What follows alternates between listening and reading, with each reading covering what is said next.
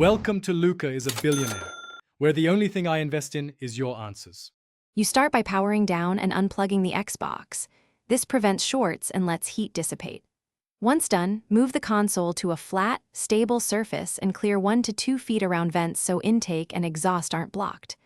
While you wait 10 to 15 minutes for internal temps to fall, prepare tools. A Phillips screwdriver, compressed air can, soft brush, and a microfiber cloth. This quick prep saves time and reduces risk when you open or clean components. It's your foundation for every next step. You'll now remove dust and verify cooling contact to restore proper heat transfer. First, open panels if needed and use short 1-2 second bursts of compressed air from 6-8 inches away to avoid moisture buildup. Once visible dust is cleared, gently brush the fan and heatsink. Make sure the fan spins freely and without grinding noises.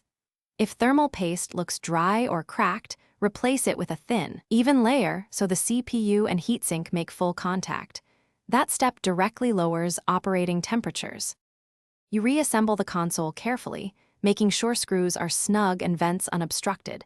Then test with a 15 to 30-minute gameplay session while monitoring for improved temperature and fan behavior.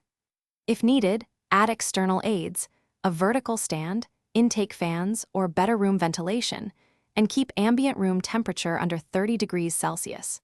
If overheating persists after these steps, consider replacing the fan or power supply, or seek professional repair.